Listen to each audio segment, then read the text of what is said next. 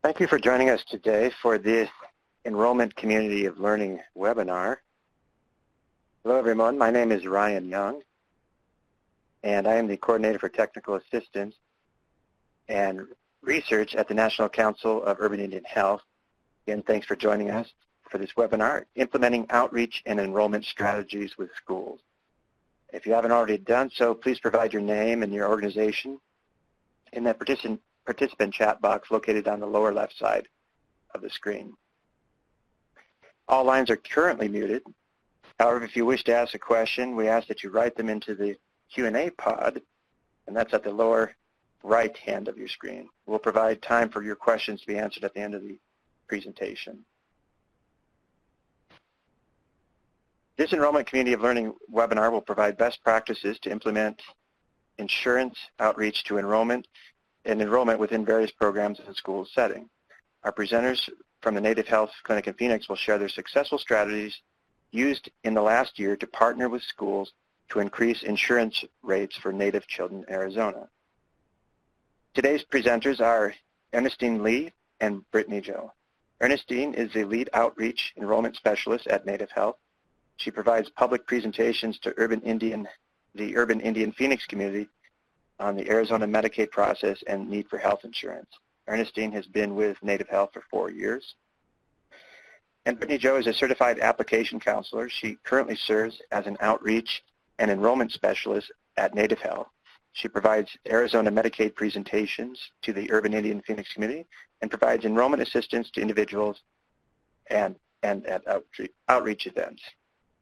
So thank you to both you, Ernestine and Brittany, for leading this training, and I'll pass things over to Ernestine. Hi everybody. So my name is Ernestine. I'll be presenting today, and then also... Hi. Good morning everyone. I'm Brittany Joe. Our objective today will be to learn how to navigate point of contact in schools, to start and maintain school partnerships, to promote and market in partnership with schools, to build rapport and trust with new customers while adhering to school policies, and to understand the demographics and cultural aspects of population served.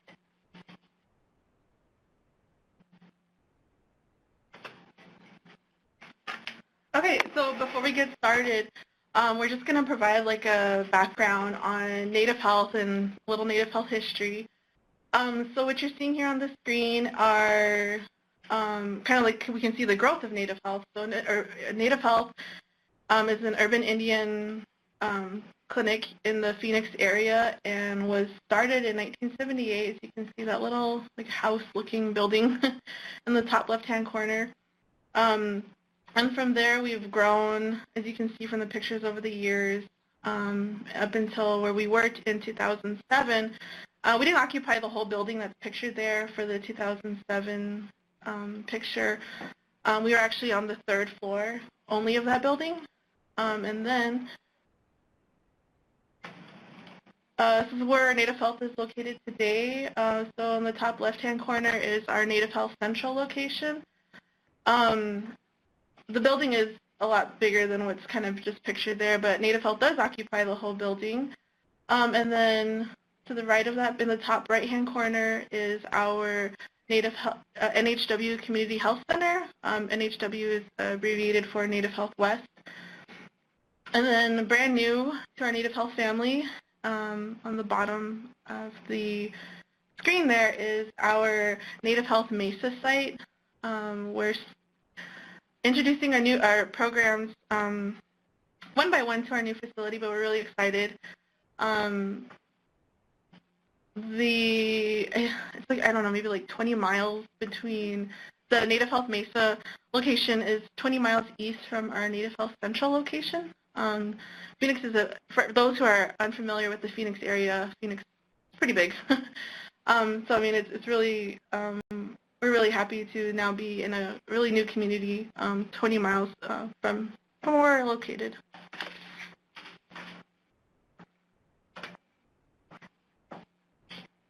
All right. The Native Health, our mission is Native Health provides holistic, patient-centered, culturally sensitive health and wellness services. The Native Health vision is healthy people in healthy communities. Here are some of the programs and services offered at Native Health. So we have primary medical clinic care, we have a family dentistry, both pediatric and adult, and emergency services. We have comprehensive diabetes and chronic care management, pediatrics, the WIC clinic, HIV testing information, mental health services, adult intensive alcohol outpatient services, domestic violence offender program. We have an anger management program, treatment groups, and counseling. So we just wanted to highlight some of the programs and services. Here are a few, but we definitely have a lot more going on within the clinic as well. All right.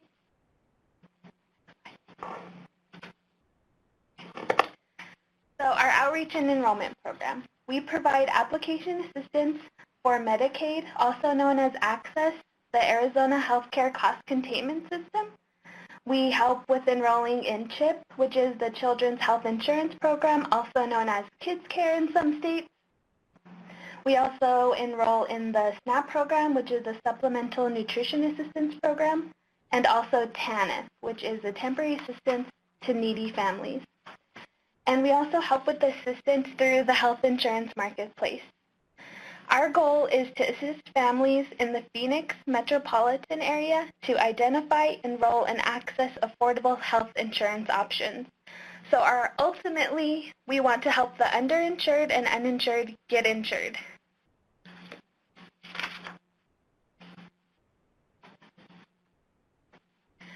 Continuing our outreach and enrollment program, we provide educational presentations.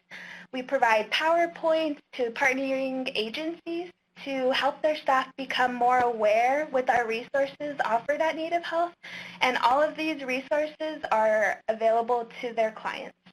We provide PowerPoint presentations that are made to the public to inform them about the Medicaid enrollment process, and with this, our presentations, we usually offer a kind of access workshop, and this is great because we educate the community about what access offers, their health options, what healthcare facilities are available to access their health plans, just so that they're knowledgeable in what their coverage options are and where they can go. We also use presentations to alleviate the confusion, which tends to happen a lot with some of the community members. You know, they don't know where to go. They're not sure if they can even come to Native Health, but thankfully Native Health is open to the public. Anyone can come here. And one great thing that we love to highlight is our puppet show. And with our puppet show, we created an adaptation of The Three Little Pigs where the storyline focuses on the importance of health insurance. So as you can see in the picture on the right, we have our little, one of the three little pigs, our Dr. Wilberto, and the Big Bad Wolf. And if you want more information about how that goes, definitely email us, or you can ask questions at the end. So a lot of individuals will have Medicaid coverage, but do not understand how to use it. So with our target population of, enrolling children, this definitely caters to educating them and also reaching the individuals who take care of them, parents, guardians, and we just love presenting that.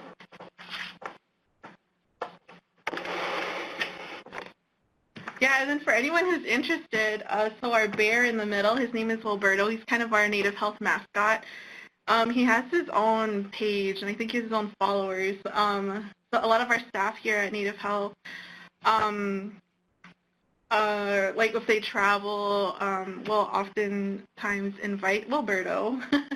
So like we've seen in the past, Wilberto's has some really, really nice scenic pictures where he's visited some beautiful places. I think he's gone to like India, Alaska, Washington, D.C., New York, just some really interesting places. But we also have information on Roberto's page and where to follow him on our social media sites.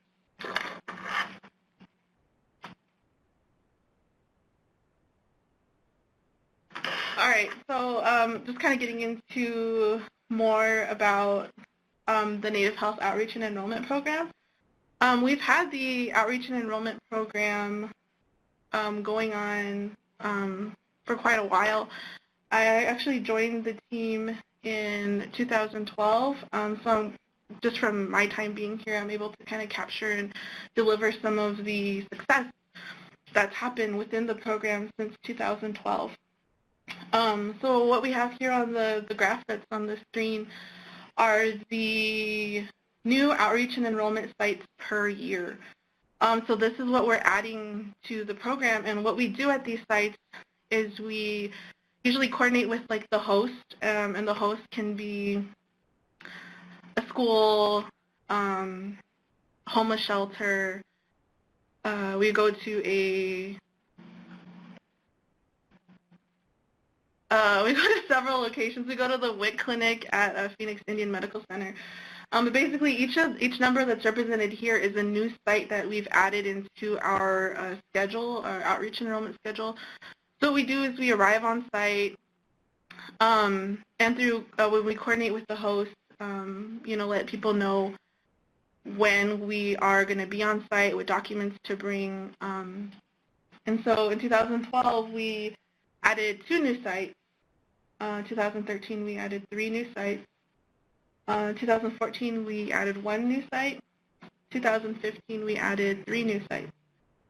Now in 2016, we added 9 new sites. 6 of those new sites were within schools or within partnership of a school or school district. And in 2017, we added 4 new sites. Of those 4 new sites, 4 of them were within schools. So it's kind of what we're going to move on into is just kind of the success and how we were able to partner and make these partnerships where we were able to be on-site in schools. We offer on-site enrollment either on a weekly or bi-weekly or monthly basis with these sites.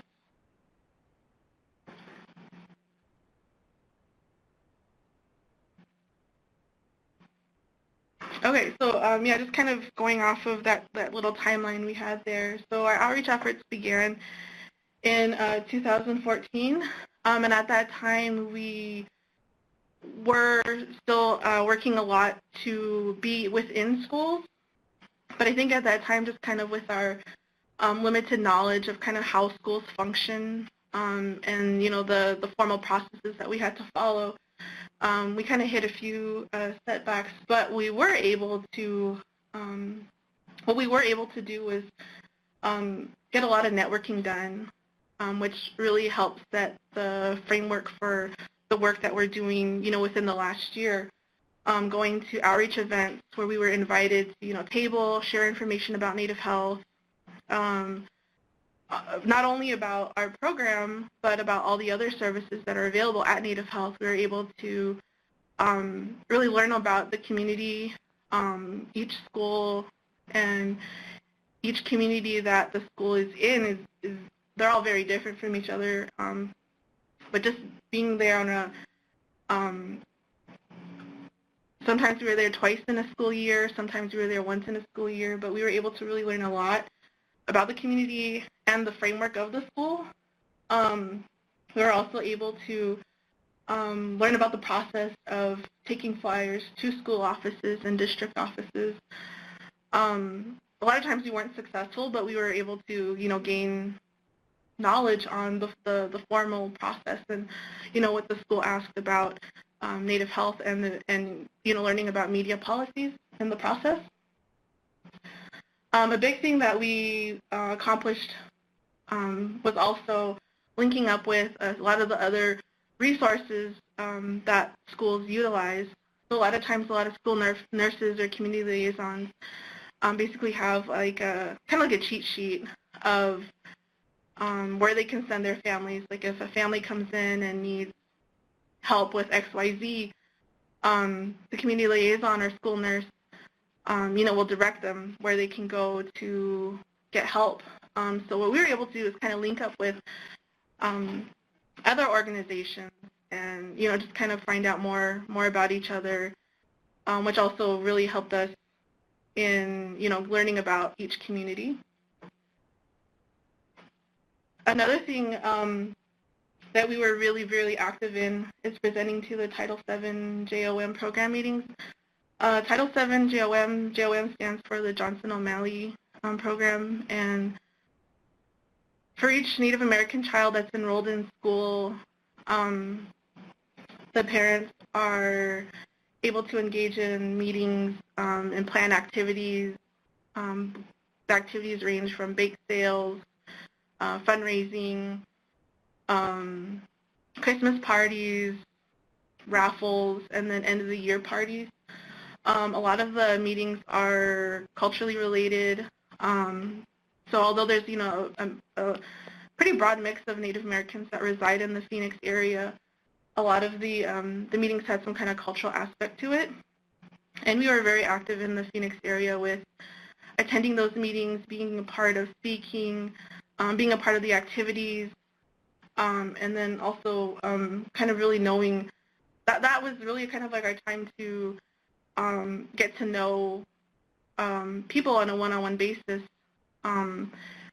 We were able to answer a lot of different questions, kind of learn more about our presentations and, just areas where people really experienced a lot of confusion in the enrollment process with access, with their food stamps, with even utilizing a lot of the services outside of the reservation and in the Phoenix area.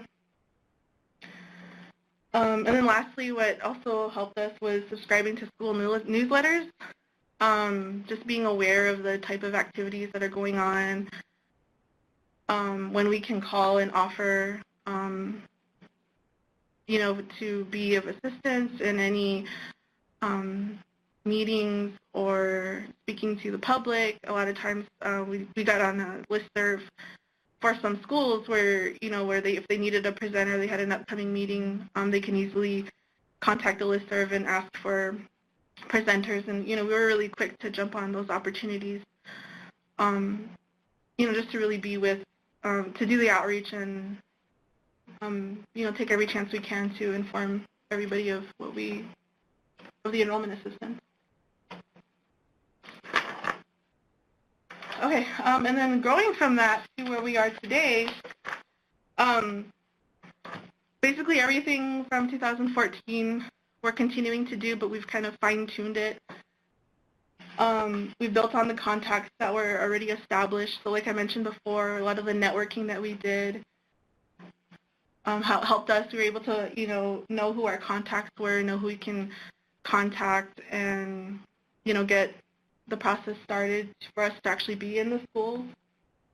Another thing we did was we have within our outreach and enrollment program, we have about 10 staff members, so 10 outreach and enrollment specialists. All of the outreach and enrollment specialists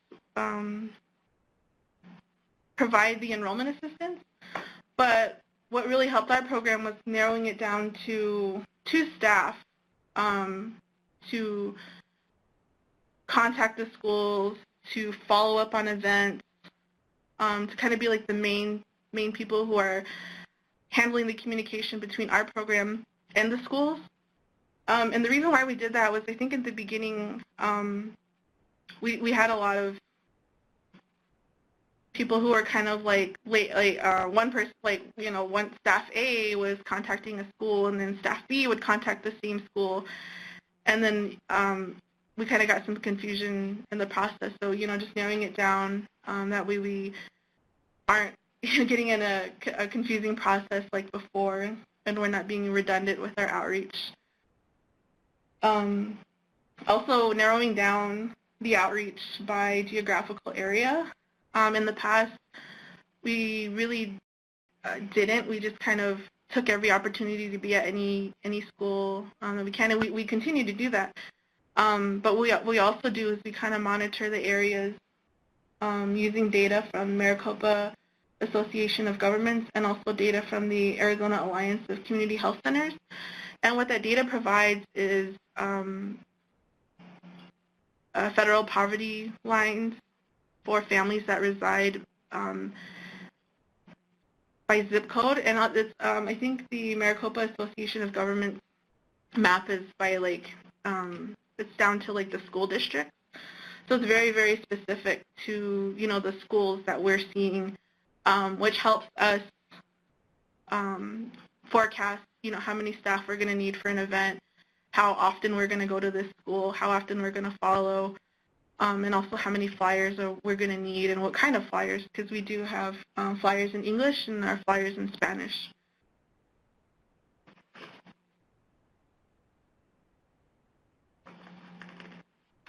Okay, and then building on further to kind of what we've been able to accomplish within the schools, moving forward with being on site in the schools, we've developed MOUs with the schools.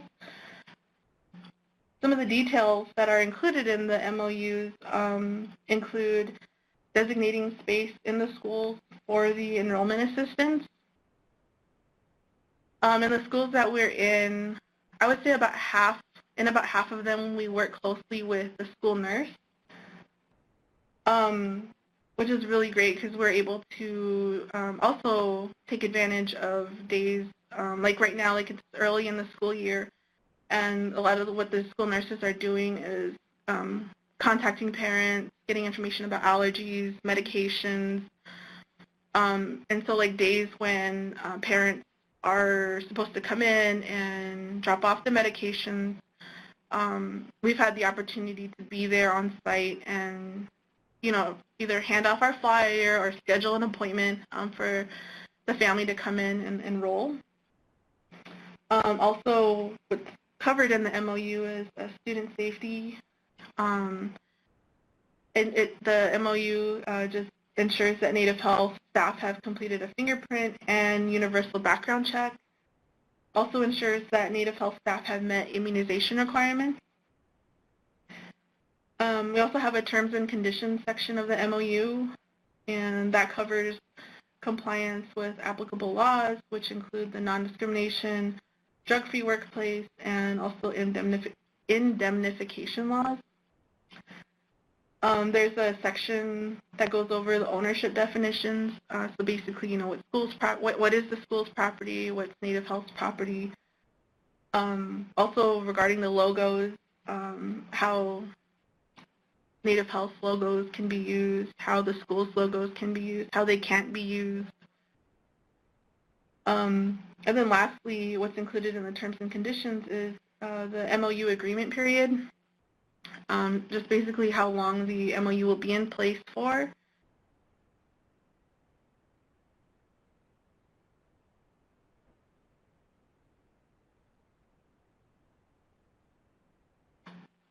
All right. And so what I've kind of developed and what we follow is this matrix. And like I said, we started our outreach within the schools in 2014. So we really gained a lot of interesting learning experiences. We've showed up to school districts and,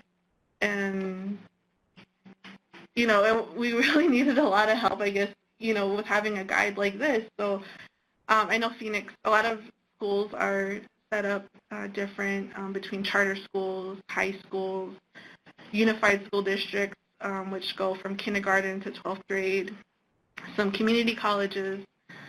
We're also at ASU, and we're also in the Arizona State University within the American Indian Student Support Services office. So I guess this matrix covers a lot of what we learned navigating all levels of schools. So we learned that we want to ask about outreach events if they're having a back-to-school fair, if they're having a Halloween trunk-or-treat event, if they're having a parent-teacher night, if they're having coffee talks with the local police officers, we know that we can go to the front office staff, school nurse, or community liaison if we're interested in tabling, if we're interested in being at those events, and again, to schedule appointments, meet with individuals, and hand out our flyers. And also about distributing flyers to students. I think that was kind of one of the timely processes on here. So it definitely helps to have that knowledge beforehand who we can contact. And a lot of the front office staff have been able to properly direct us. If we have to go through a district office, if there's a policy that that there's a school policy that we need to go by. And also the community liaison has also been really helpful in providing that information to us. And then getting on site to be within the schools to have enrollment days where the public can come to us and enroll. So we've learned that we can coordinate that. Again, and it depends by the school. For instance, if we've gone to ASU, American Indian Student Support Services, it's usually the front office that can coordinate that. But then we've come across a school district where, we have to get approval from the governing board. And the process, won't start with us. It actually starts with our admin here at Native Health. And actually it's our admin that drafts the MOU and then coordinates with Native Health communications director to go through the process with the governing board. And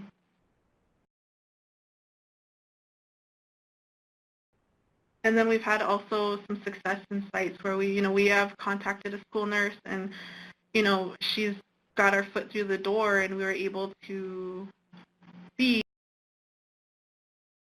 within the schools. She really helped us pull us in and get the approval. And then also community liaison. In the Phoenix area, we've also have the Title VII JOM parent meetings, which are coordinated with the Native American program coordinator. And we're able to go to the meetings, which are usually evenings, or another thing they host are powwows.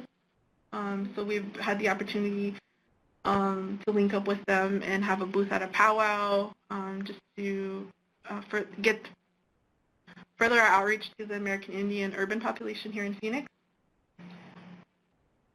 Distributing flyers to parents. So if we want to go through the schools, we do have to go through the community liaison, and they also have a lot of PTOs, the parent-teacher organizations, where they offer us the time to meet with them, and we hand them our flyer. There are other parent groups within the schools. Again, it's the community liaison at the school who gets us in touch with those groups.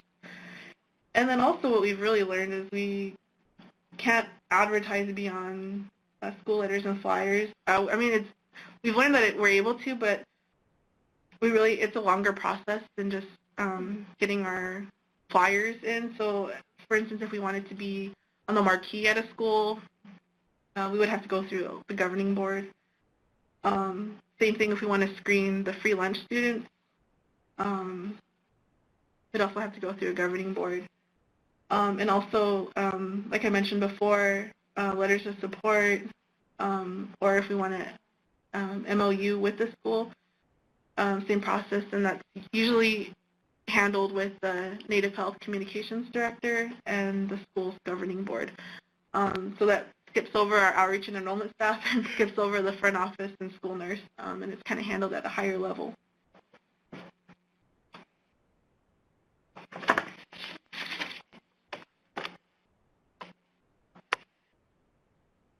All right, moving on to marketing. Okay, and I just want to say this is my favorite slide because right there on the picture, the pink, the picture with the pink sweater, that's me. Hi, everybody, that's what I look like. In case you didn't remember the picture at the start of the slide. But marketing is a lot of work, I guess, on both sides, Native Health side and the school. And we also learn, that really the policies differ from school to school. We've kind of had a lot of different processes where we've been assisted with like marketing coordinators in the schools. A lot of their district offices will work with us directly. And then there's been some schools who have kind of just given us the website and said, look up XYZ, on the website, which has been kind of difficult, a little bit more difficult to do. But I mean, it's just, just knowing the policies and how they differ from school to school. What we've also been able to do, as far on the marketing side, is to hand out flyers at different times at the schools. A lot of what we do is pick up and drop off times. We'll have a staff who, when it's breakfast time, a lot of parents are on site to have breakfast with their children. And we're able to, we were given permission to be like in the cafeteria to talk to parents, give them our flyer, let them know we're there.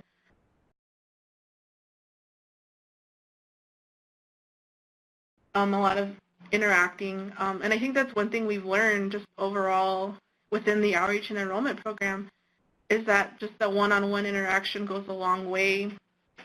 If we're tabling at an outreach event, talking to somebody one-on-one definitely helps, as well as being within the schools, talking to parents one-on-one.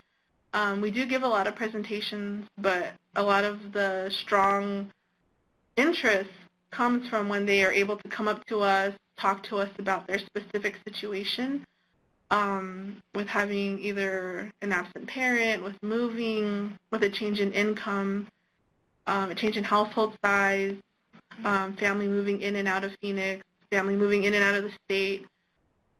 A lot of those kinds of questions, people don't want to ask in a group setting, but once they're able to talk to us one-on-one, they're able to talk to us and find out more if they can apply, if they qualify, what kind of documents do they need to bring in. So we really kind of concentrate on that one-on-one interaction, and then, follow up, definitely get their phone number, give them a call back, see if they want to do another appointment, where we actually sit down and enroll. And then also more for the principals and office staff on the school side, having their endorsement helps us a long way. At the beginning of the school year, a lot of principals and superintendents will send out a letter the first week of school or around different intervals during the school year. And what's really helped us a lot is, when the principal or superintendent mentions our program, mentions the success of having our staff on site within the school. So that goes a long way. We get parents who are interested, they contact the school, and then the school gives them our contact information and they contact us directly. And a lot of what I kind of missed there is also from school counselors. Basically, kind of within the presentation, school nurses and school counselors side by side are usually within the same office, but yeah, they definitely help a lot with just having parents contact us. One thing we also learned on the marketing side is that we really have to allow time for people to respond. I think at first we were a little impatient and were let down right away because we did a lot of hard work to kind of get ourselves in the school, and then we were in the school and we're like, well, no one showed up. We handed out a lot of flyers, we did a lot of this work, called a lot of people, talked with a lot of people, and then, we didn't have people show up at that location. But what we really learned, just as kind of it's taken us a few years into this outreach and enrollment program, is that benefits are renewed every 6 months for a food stamp or SNAP application, and then every year for Medicaid or kids care. So the need for enrollment assistance correlates to that time frame. So for instance, if we're doing outreach and promoting our staff being in a local community college, you know, and if we just started the marketing in the last 2 weeks, if people are going to, you know, take our flyers, be receptive, be interested, but their enrollment date isn't until November, you know, they're not going to come see us until it's time for them to renew or get on their benefits in November. So that's kind of like one thing that we did find out, and we did learn, you know, just that it's kind of as they need it. We've gotten a lot of initial enrollments, but a lot of what our program activity consists of is the renewals as well.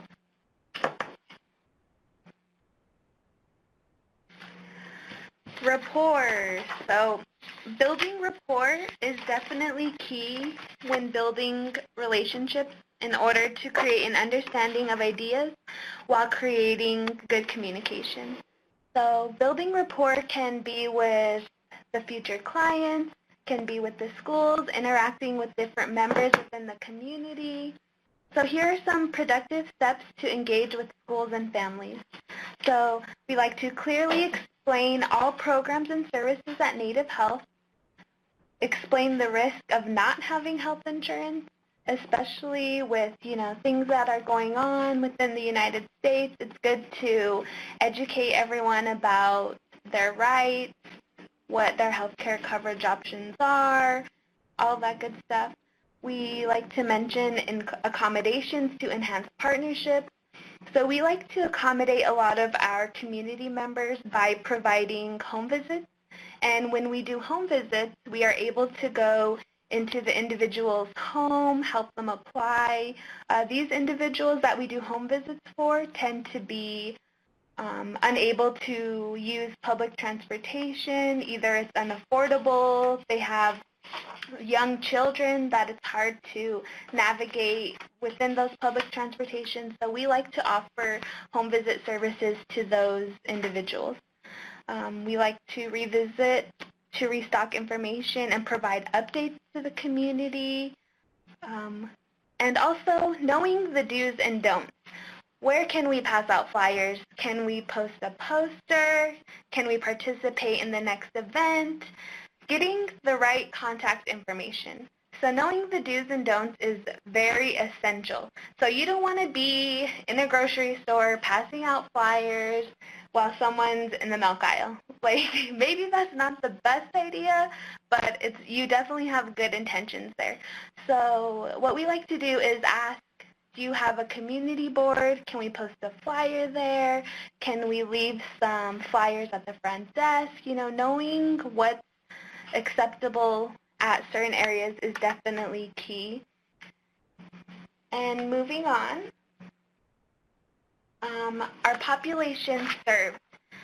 So our target populations are the Native American and Hispanic communities. So within these communities, the family structure differs based on cultural aspects, which can be established based on their family settings, beliefs, behaviors, and economics. So with Native American families, they tend to be a one-generational home setting, and what we've noticed as outreach and enrollment specialists, Native American families tend to have easier applications to complete, and unfortunately their applications are usually easier to complete because there is usually a lack of employment, and the family structure tends to be single parent households, and most of the time, you know, they're struggling at the moment. So we notice that Native American families are a little bit easier to help, whereas Hispanic families tend to be multi-generational home settings. And with the Hispanic community, their applications tend to be very long to complete due to having multiple incomes and family members within their household. Their household tends to be a two-parent household, and you know, they have individuals who are living with them. So when we complete those applications, we notice that it's a little bit more to do, but it's also interesting to see the different demographics when reaching those populations.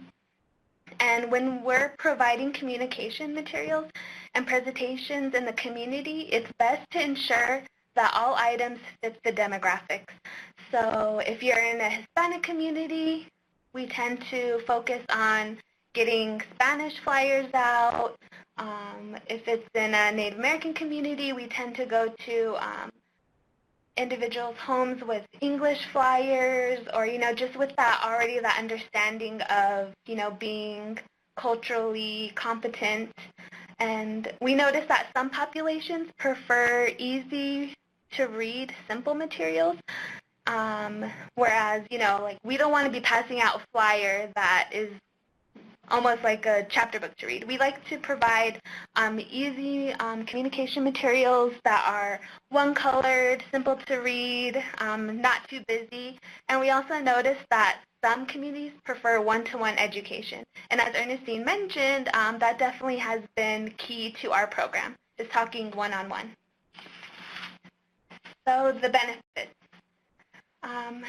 Here is a little circle graph to show our progress.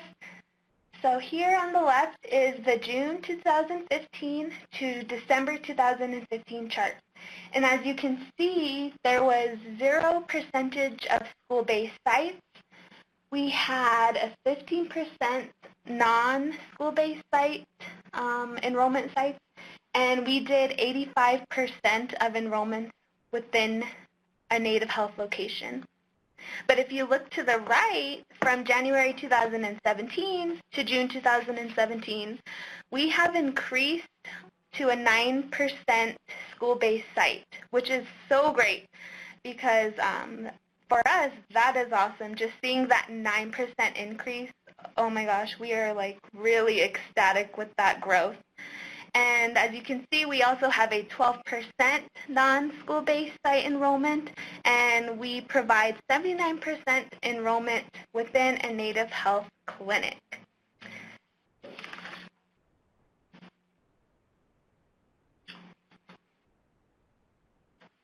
So here are the benefits. The benefits of having individuals enroll in Medicaid, and also the benefits of using some of our strategies. So these steps will help build a program focused on support for the community, engaging different populations while meeting their healthcare needs. So when individuals enroll in Medicaid benefits, this is a stepping stone to their healthcare needs being met. Most individuals are unaware of what Medicaid offers, and by educating them on health plan options and their health plan coverage, they are able to make those autonomous decisions. Therefore, individuals are, becoming aware of their healthcare coverage options, and, they're more inclined to make those next appointments, bring in their children, get those vaccines completed, and when we meet those barriers and when we're able to enroll them and they're able to set up those appointments, we are definitely meeting the barriers and we're opening communication, and then you will definitely see the success in enrollment data and client retention when you're able to bridge the gaps. And also, we want to increase in access points, and when you do this, it increases health insurance awareness and utilization of the benefits.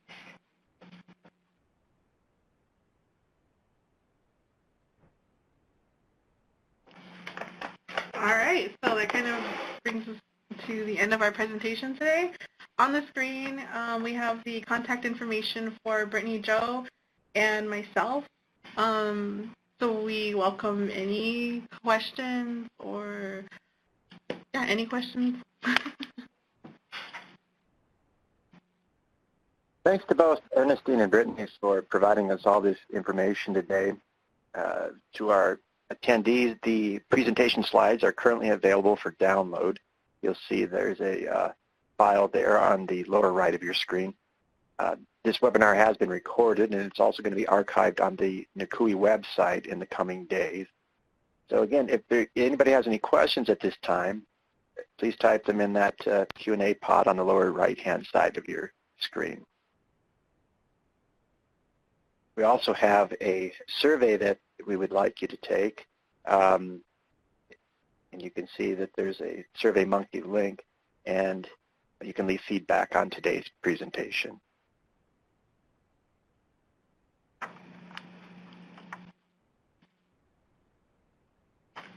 Do we have any questions?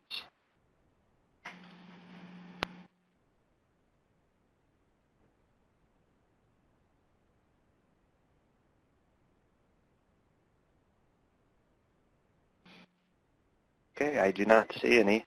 Again, the contact information for both Brittany and Ernestine is on that slide should you have questions later. Again, we invite you to take that SurveyMonkey feedback survey. If you registered for this webinar, you'll receive these slides via